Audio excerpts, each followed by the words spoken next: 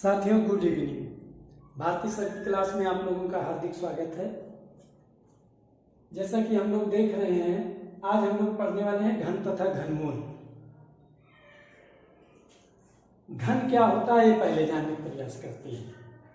घन अगर ज्यामिति में बात करें तो एक त्रिविमीय आकृति है या ऐसी आकृति जिसकी लंबाई, चौड़ाई और ऊंचाई या मोटाई तीनों बीमाएं समान हो। लंबाई, चौड़ाई और ऊंचाई तीनों बराबर हो तो ऐसी आकृति घन कहलाती है। अंकगणित में हम बात करते हैं किसी भी नंबर का घन कैसे करते हैं, क्यूब कैसे निकालते हैं। तो क्यूब निकालने के लिए जैसे स्क्वायर हमने निकाला था 2 बार गुणा करके, किसी भी नंबर का क्यूब अगर हमें निकालना हो, जैसे 1 क्यूब 1 की घात 3, ये 3 बार मल्टीप्लाई होगा और ये आ जाएगा 1। इसी प्रकार से 2 क्यूब 2 इंटू 2 इंटू 2 कितना आ जाएगा 8। 3 क्यूब होगा 3 into 3 into 3 27। 4 cube 4 into 4 into 4, इस तरह से हमें मिल जाएगा 64। 5 क्यूब 5 इंटू 5 इंटू 5 हो जाएगा 125। किसी भी नंबर को 3 बार मल्टीप्लाई करते हैं तो उसका क्यूब हमें मिल जाता है। ऐसे ही निकालते जाएंगे, जितनी भी संख्याएं सबका हम क्यूब निकाल सकते हैं। साथ ही साथ एक चीज यहाँ पे और देखना है कि 1, 3, 5 ये विषम संख्या है। विषम संख्याओं का क्यूब विषम संख्या और सम संख्याओं का क्यूब सम संख्या प्राप्त होता है। धनात्मक और ऋणात्मक चेक कर लेते हैं। धनात्मक संख्या और ऋणात्मक संख्या, ऋण 1 का क्यूब अगर हम करें, -1 का क्यूब करें तो हो जाएगा -1 इंटू -1 इंटू -1 बराबर -1 आ जाएगा। -2 करें क्यूब 3 घात रहेगी। -2 क्यूब -2 इंटू -2 इंटू -2 बराबर हो जाएगा -8। 3 बार मल्टीप्लाई, घात 3 पहले भी बता चुके हैं घातांक में, सम और विषम। ऋणात्मक पद की घात अगर सम हो तो उत्तर धन आता है और विषम हो तो ऋण आता है। इसी तरह से -3 का क्यूब करेंगे तब -3 इंटू -3 इंटू -3 हो जाएगा -27। कहने का मतलब ऋणात्मक कोई पद हो उसका क्यूब करेंगे तो हमें ऋणात्मक प्राप्त होगा और धनात्मक संख्याओं का क्यूब धनात्मक संख्याएं प्राप्त होती हैं। तो इस तरह से किसी भी नंबर का हम क्यूब निकाल सकते हैं। जैसे एक नंबर है -3/7 का हमें क्यूब करना है तो -3/7 इंटू -3/7 इंटू -3/7 ऊपर हो जाएगा माइनस टाइम्स 27 और ये हो जाएगा 7 की घात 3। 7 7 49, 49 का 7 से मल्टीप्लाई करेंगे, ऐसे कर लेते हैं 3 4 3, 7 से मल्टीप्लाई करेंगे 7 9 63 और 7 चौक 28 6 34, 343 यानी कि 343। 7 9 63, 3 आया 6 7 चौक 28 6 34, ठीक 343। तो इस तरह से हम लोग किसी भी संख्या का क्यूब ज्ञात कर सकते हैं और क्यूब ज्ञात करने पर जो संख्याएं प्राप्त होती हैं वो कहलाती हैं पूर्ण घन। पूर्ण घन संख्याएं हमें मिलती हैं। अब इन्हीं पूर्ण घन संख्याओं का हम लोग क्या निकालेंगे, घनमूल। पूर्ण घन संख्याएं जो भी हैं उनका हम घनमूल कुछ प्रश्न के माध्यम से देखते हैं। जब घनमूल निकालते हैं तो घनमूल का एक प्रश्न है 2724 ने 44, इसका हमें निकालना है घनमूल। ये इस तरह से हमने निशान लगा दिया तो इसका हमें निकालना है घनमूल। अब घनमूल ज्ञात करना सीखते हैं। वही चीज वहां पे जोड़ा बनाते थे, यहाँ समान अंकों के समूह लेते हैं और समूह जो लेते हैं फिर उनका त्रिक बनाते हैं। 3 का सेट बनाते हैं, त्रिक बना लेते हैं और त्रिक में से एक एक ले लेते हैं तो हो जाता है घनमूल। यहाँ पे हमारे पास संख्या 2744, वही काम करते हैं। अभाज्य गुणनखंड वाली प्रक्रिया। 2 से काटेंगे, 2 1 के 2, 2 3 6, 2 7 14 और 2 दूना 4। फिर से 2 काटेंगे, 2 6 12, 1 बचा 17, 2 8 16, 2 6 12, 2 3 6, 2 4 8, 2 3 6। अब 343, अभी 7 का क्यूब हमने किया था, 7 चौक 28, 7 9 63, फिर 7 7 49, 7 1 7। इस तरह से कट गया। इसका जब घनमूल निकालना है तो घनमूल का निशान भी लगाएंगे, क्योंकि पहले ही लगा चुके हैं। तो घनमूल का निशान और अंदर में लिखेंगे 2 गुणा 2 गुणा 2 गुणा 7 गुणा 7 गुणा 7। त्रिक बनाएंगे तो 7 का एक त्रिक है और 2 का एक त्रिक है, और दोनों का मल्टीप्लाई करेंगे। 2 गुणा 7 बराबर हो जाएगा कितना, 14। कितना आ जाएगा, 14। इसका घनमूल कितना निकल आया, 14। तो इस तरह से हम लोग किसी भी संख्या का घनमूल ज्ञात कर सकते हैं जो पूर्ण घन संख्या हो। लेकिन कभी कभी ये दिया जाता है कि पूर्ण घन संख्या है या नहीं, ये जांच करिए। तब क्या करेंगे, अभाज्य गुणनखंड बनाएंगे, त्रिक बनाएंगे। अगर त्रिक नहीं मिल रहा है, किसी भी नंबर का त्रिक नहीं मिल रहा है अभाज्य गुणनखंडों में, तो संख्या पूर्ण घन नहीं है। अब पूर्ण घन नहीं होगी तो कहा जाएगा कितने से गुणा करें या कितने से भाग करें तो यह पूर्ण घन हो जाए। एक सवाल के माध्यम से फिर से देखते हैं। एक नंबर है 432। 432 में किस छोटी से छोटी पूर्ण संख्या का गुणा कर दें कि गुणनफल पूर्ण घन हो जाए। दूसरा प्रश्न हमने लिया है 432 में किस छोटी से छोटी पूर्ण संख्या का गुणा कर दें कि गुणनफल पूर्ण घन हो जाए। और जब पूर्ण घन हो जाएगा तब उसका हम घनमूल भी ज्ञात कर सकते हैं। अभी 432 का हम क्या बनाएंगे, अभाज्य गुणनखंड। 2 दूना 4, 2 1 के 2, 1 बचा 12, 2 6 12, फिर 2 1 के 2, फिर 1 है 0 बार जाएगा, 2 8 16, फिर 2 से काटेंगे, 2 5 10, 2 चौक 8, 2 2 दूना 4, 1 बचा, 2 7 14, 3 9 27, 3 त्रिका 9, 3 1 3। अब जब इसको लिखेंगे 432 बराबर लिखेंगे 2 गुणे 2 गुणे 2 गुणे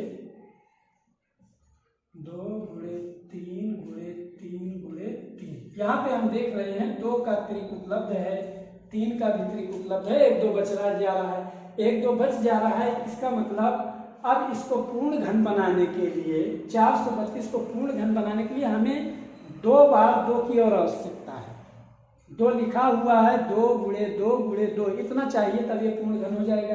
कहने का मतलब 432 को पूर्ण घन बनाने के लिए, पूर्ण घन बनाने के लिए गुणा करने वाली संख्या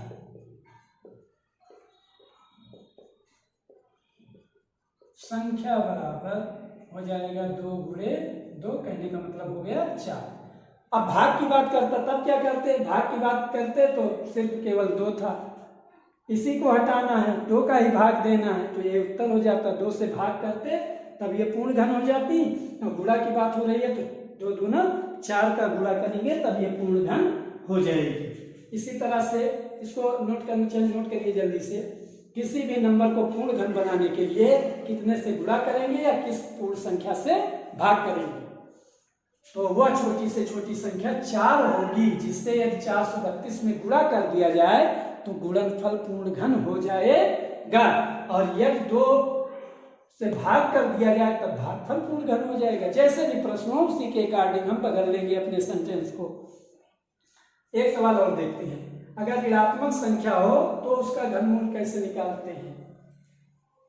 ऋणात्मक संख्या हो, जैसे 2 प्रश्न हो गया। तीसरा है 6400, ये माइनस है, इसका घनमूल हमें निकालना हो तो क्या करेंगे, ऋणात्मक संख्या का घनमूल ऋणात्मक ही आएगा, धनात्मक संख्या का घनमूल धनात्मक। चूंकि धनात्मक संख्या का जब घन करते हैं तो धनात्मक मिलता है और ऋणात्मक संख्या का घन करते हैं तो ऋणात्मक संख्या ही प्राप्त होती है।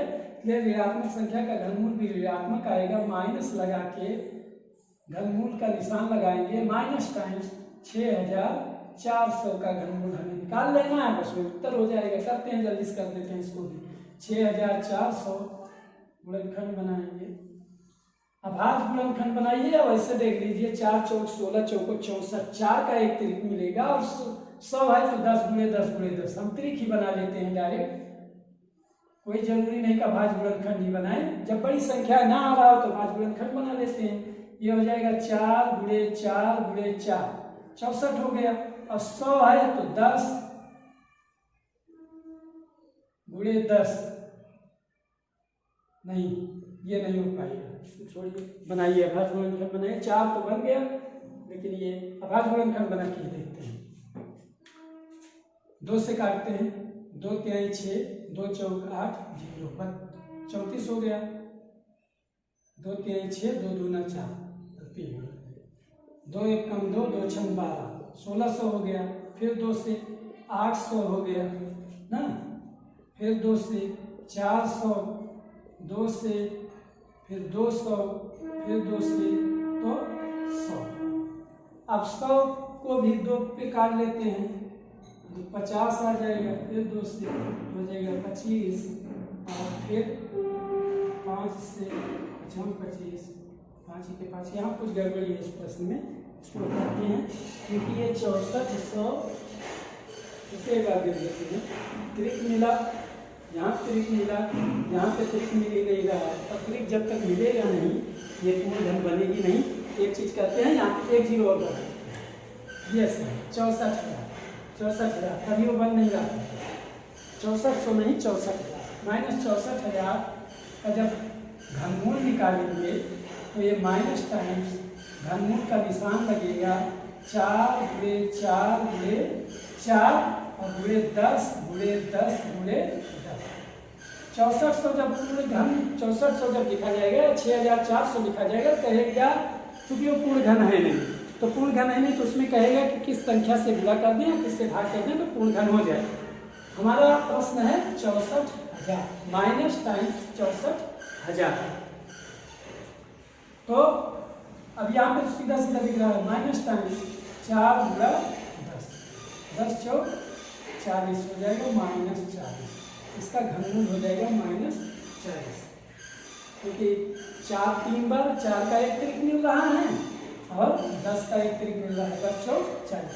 तो इस तरह से हम धनात्मक संख्याओं ऋणात्मक संख्याओं का घनमूल ज्ञात कर सकते हैं। साथ ही साथ किस छोटी छोटी पूर्ण संख्या से गुणा करें या भाग करें तो गुणनफल या भागफल पूर्ण घन हो जाए, उसको भी ज्ञात कर सकते हैं। एक सवाल और लेते हैं, 2096 में किन लघुत्तम पूर्ण संख्या से भाग दें। 2096 में किस लघुत्तम पूर्ण संख्या से भाग दें कि भागफल पूर्ण घन हो जाए। इसका भी सरल करते हैं। 2 1 के 2, 2 चौक 8, 2 8 16। फिर 2 से काटते हैं, 2 5 10, 2 दूना 4, 2 चौक 8। 2 से 2 दूना 4, 1 बचा 12, 2 6 12, 2 दूना 4। 2 से काटते हैं, 2 1 कम 2, 2 3 6, 2 1 कम 2। इस तरह से आ गया। 2096 है, एक त्रिक मिल रहा है, उसके बाद 2 बच रहा है, 131 भी बच रहा है। तो इसको लिखेंगे 2096 बराबर 2 गुणे 2 गुणे 2 और गुणे 2 गुणे 131। अब यहाँ पे क्या होगा, 2096 में किस पूर्ण छोटी से छोटी पूर्ण संख्या से भाग दें कि भागफल पूर्ण घन हो जाए। भाग देना है तो जो बच रहा है उसको हटाना है, 1 2 एक्स्ट्रा है, 131। तो भाग देने वाली संख्या क्या हो जाएगी, भाग देने वाली संख्या बराबर 2 गुणे 131। कहने का मतलब 262। 262 से इसको भाग दे दें तो भागफल पूर्ण घन हो जाएगा, क्योंकि यहाँ पे 262 ये 2 का भी त्रिक नहीं है और 131 का भी त्रिक नहीं है, ये पूर्ण घन है नहीं। तो इसको पूर्ण घन बनाने के लिए 262 से भाग दें तो भागफल पूर्ण घन हो जाएगा।